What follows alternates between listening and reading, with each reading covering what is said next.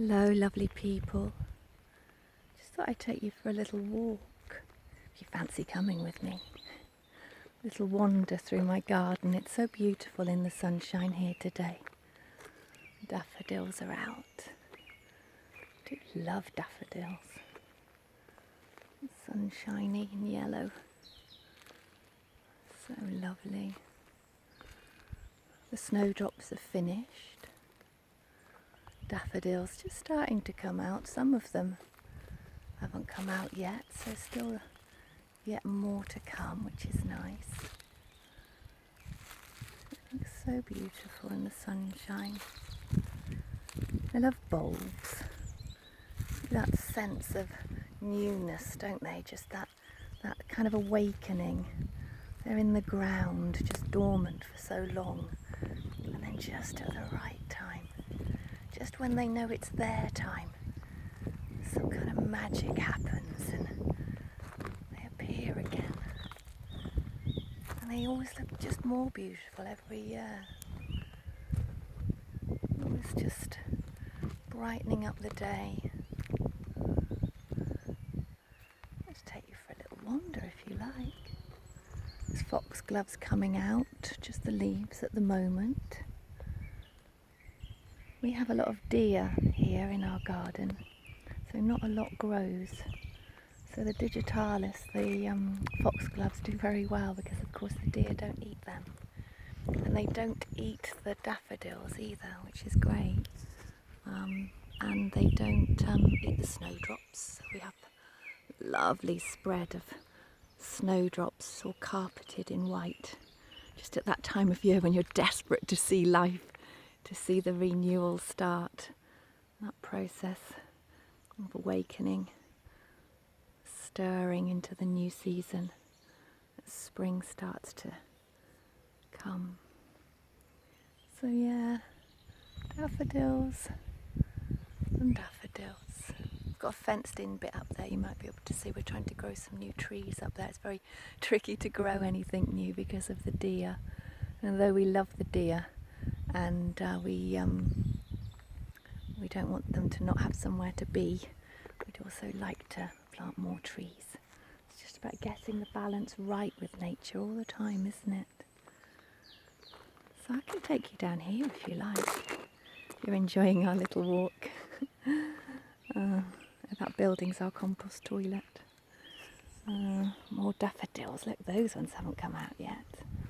That's a beautiful bunch of daffodils. And a few nettles starting to come out. That's good. We'll make some soup out of those. More foxgloves. More lords and ladies there, which again the deer don't eat, so we have lots of those. See a bit of building work going on here and there. This is a nice little area. You can just see the hellebores. I absolutely adore hellebores.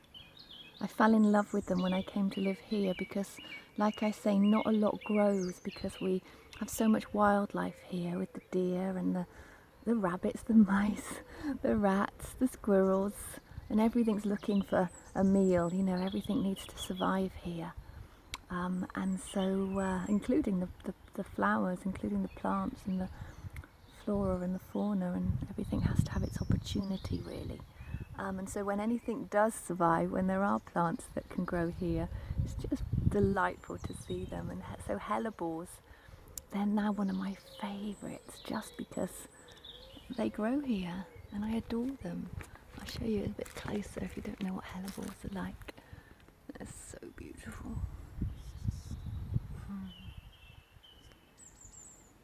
You may be able to hear the birds singing. We have a lot of birds here. I feed the birds all the time. I sometimes think I feed the birds more than I feed myself. Let's have a look. Would you like to come down to the tree? Maybe you'd like to just get a sense of grounding today. And so this tree will help you to feel a bit more grounded. You could maybe come and sit in this little seat here. That's quite a nice place to sit. Sometimes when it's in the sunshine, that's my favourite place to sit. But I won't sit there just now because I'll just take you down here. This oak tree is the reason that we came to live here. It's lost a limb recently in all the storms.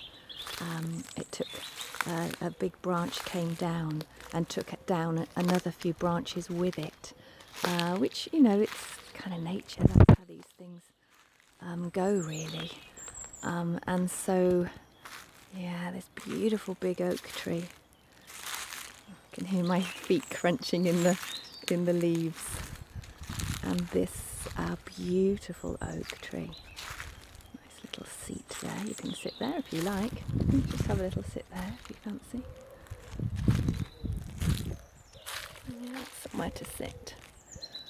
Somewhere to contemplate and have a bit of quiet time. Or the sound of a chainsaw in the distance. It's not unusual around here. We're surrounded by woodland. The Wye Valley is a beautiful woodland area. Always bits of tree work going on here and there. So this oak tree, which I wish I could really show you how beautiful it is, how huge it is. There we go, let's have a look right up there. Let's have a look right up there. To the tips of those branches. Reaching out into the blue, blue sky. Few wispy clouds. The sunshine, and that canopy of the branches spraying out there.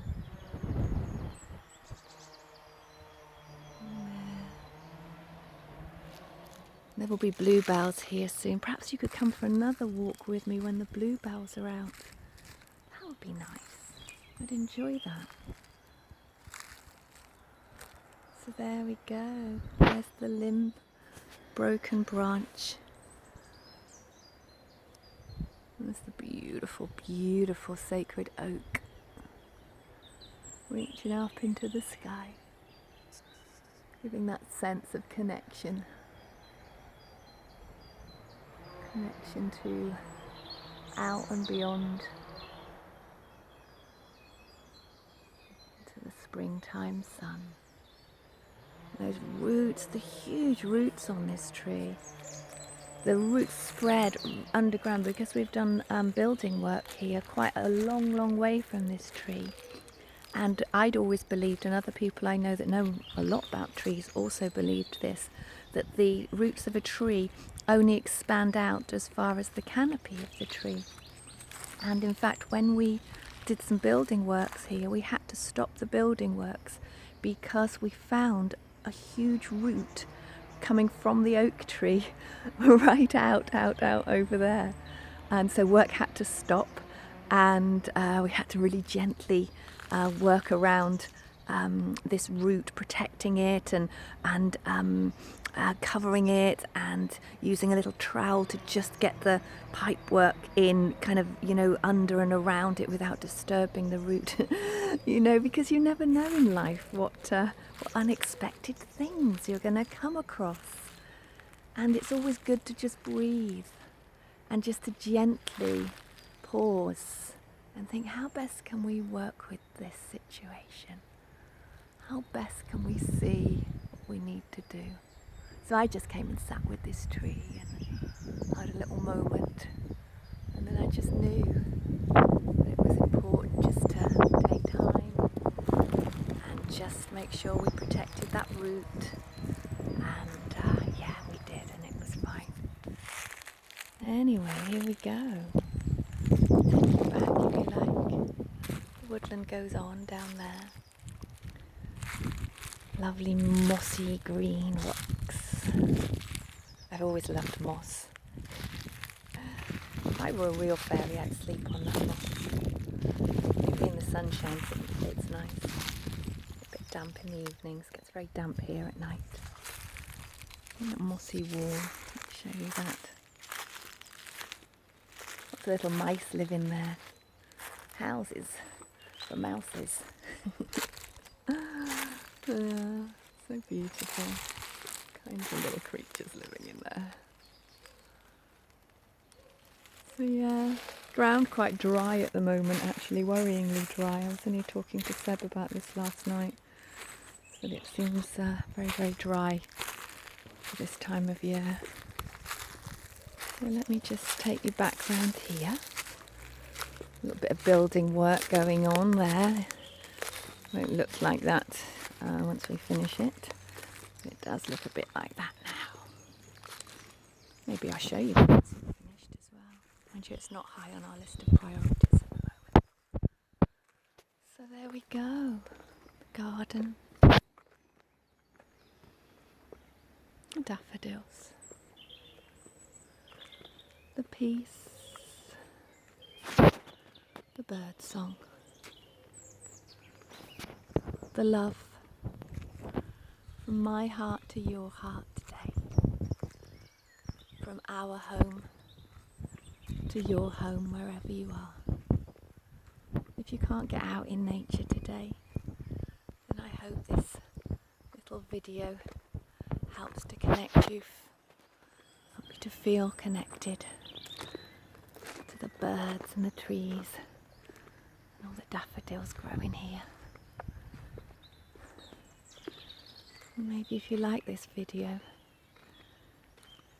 and you'd like to see more, or for me to share more with you in this way, having little chats to break up the day, then just let me know. Write a comment. Ooh, there we go. Who's that there? Hello.